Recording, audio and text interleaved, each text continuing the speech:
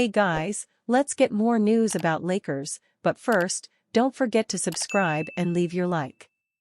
NBA fans react to Lakers blowing 11-point lead and loss to Victor Wembanyama and Spurs. The Los Angeles Lakers lost their third game in a row tonight, this time being blown out 126-102 by the San Antonio Spurs. It was a terrible performance, especially in the second half, from the Lakers, who even led the game at one point by 11 points. While one can make the excuse that the Lakers were a little rusty, having two of their games postponed due to the tragic LA wildfires, there is no reason why they shouldn't have beaten this Spurs team.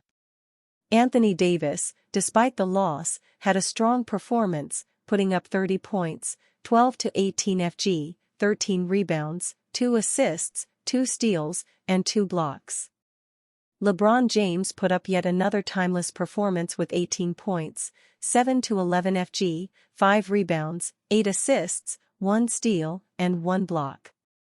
Austin Reaves, who had been playing so well these past few weeks, put up a poor performance with 12 points, 4 to 14 FG, 5 rebounds, and 8 assists. As for the San Antonio Spurs, they had 3 players with 20-plus points tonight. Victor Wembanyama put up 23 points, 10 to 17 FG, 8 rebounds, 5 assists, 3 steals, and 2 blocks. Devin Vassell had 23 points, 9 to 18 FG, 6 rebounds, 4 assists, and 2 steals. And completing the trifecta of 23-pointers was Stephon Castle, who had 23 points, 10 to 16 FG, 4 assists, 1 steal, and 2 blocks. Fans were not happy with the way the Lakers played. However, fans of other teams did express their joy and satisfaction over the Lakers failing once again. It was an interesting mix of reactions from fans all over the world as the most polarizing team in the world had yet another bad performance. One of the biggest lessons tonight was the Lakers' poor roster construction. It is clear that the Lakers need to make some trades to improve their roster if they want to compete. We here at Fadeaway World came up with 5 trade ideas that could help them improve their roster before the deadline. JJ Redick will have to react quickly, as the Lakers are at risk of entering a downward slump. Having lost their last 3 games, they cannot afford to make it 4 games when they play the Miami Heat on Wednesday, January 15th, at 10 p.m. Eastern Standard Time. Some questions will be asked of the head coach if he cannot get things right. LeBron James offers scary warning to rest of NBA as Lakers resume play versus Spurs. Los Angeles Lakers superstar LeBron James offered an optimistic outlook on the Lakers this season, sharing that he thinks the team can improve in a big way over the next few months. "Yeah, I think so," James said when asked if he thinks the Lakers have found an identity at this point in the season. "I think our identity is one, defensively we want to bring physicality to the game, make teams try to do something that they do not like to do. And then offensively, we want to share the ball. We're very good when we're up in the high 20s in assists. I feel like we have so much more room to improve. We are not the team I believe we're going to be once February, March hit. But I do like our chances. And we got to continue to just put the work in, and that's all that matters." The Lakers currently hold the number 6 seed in the Western Conference heading into Monday night's matchup with the San Antonio Spurs. At 20-16, Los Angeles is just 2 games out of the number 4 seed in the West.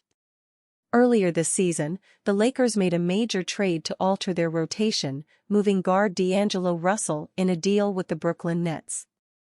Los Angeles acquired 3-and-D wing Dorian Finney-Smith and guard Shake Milton in the deal with Brooklyn, giving it a little more depth defensively as it looks to make a playoff push. While trading Russell takes a primary ball handler out of Los Angeles's rotation, Austin Reaves, James, Gabe Vincent and others will be asked to help initiate offense. James is averaging 8.8 assists per game this season, showing that he's still one of the game's best passers. Despite turning 40 years old last month, the 4-time champion isn't slowing down for the Lakers. He's averaging 23.8 points and 7.7 rebounds, go along with the aforementioned assists. Plus, he's shooting 50.7% from the field and a solid 38.6% from beyond the arc. After needing to win in the league's play-in tournament in each of the last 2 seasons to make the final playoff field, James and the Lakers are hoping to avoid that and earn a top 6 seed in the West during the regular season. So far, Los Angeles is in position to do so, and if James' thoughts on the team's future are correct, the Lakers should be in the mix for one of the top seeds in the West when the postseason rolls around. Trading for Zach Lavine would require Lakers to make franchise-altering decision. The introduction of the second apron has forever altered the modern NBA. Teams now operate in fear of the consequences of facing penalties that would set their respective franchises back for financial irresponsibility that was previously possible to somewhat easily overcome. No player projects to face the backlash of that reality quite like Chicago Bulls shooting guard Zach Lavine, a long-rumored Los Angeles Lakers trade target. Lavine is in the midst of a tremendous 2024-25 season, performing at a level that could result in a third career All-Star selection. He's shooting the lights out, creating for himself and others, and giving the Bulls an unexpected chance to make the playoffs. With this in mind, there's ample reason to believe the Lakers would benefit from adding Lavine to their roster ahead of the February 6 trade deadline. The hurdle, however, is the simple fact that Lavine has 3 years and $137,998,980 remaining on his contract. That monumental figure has inevitably inspired doubt, as teams would need to part with a considerable number of assets to acquire him. For the Lakers in specific, it would come down to a simple decision: are they willing to bet on Anthony Davis and Lavine as their superstar duo moving forward, and do they feel Austin Reaves fits into the equation? On the offensive end of the floor, Lavine and Reaves project to be one of the most dynamic backcourt duos in the NBA. Lavine is an elite three-point shooter who can play both with and without the ball, while Reaves is more than adequate off the rock and dynamic with it.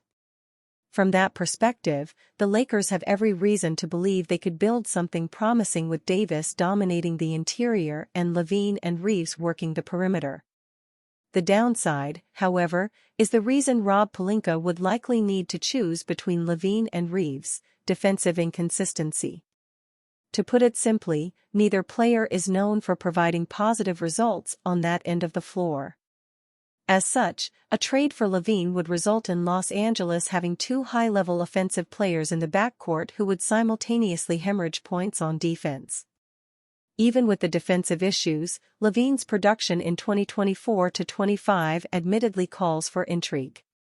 Thus far, he's averaging 24.0 points, 4.8 rebounds, 4.4 assists, 0.9 steals, and 3.3 three-point field goals made while posting an absurdly efficient slash line of .517/.450/.818. The question facing the Lakers is thus as simple as it is complex: is Lavine truly worth $96,186,258 more than Reaves? That's the difference in their contracts over the next 3 years, which must be considered in any potential deal. Lavine is certainly more accomplished than Reaves, and even has him in scoring and shooting efficiency, but determining the context of that number will be the ultimate decider. And you, fan? What do you think of the situation of Zach Lavine? Leave your opinion in the comments.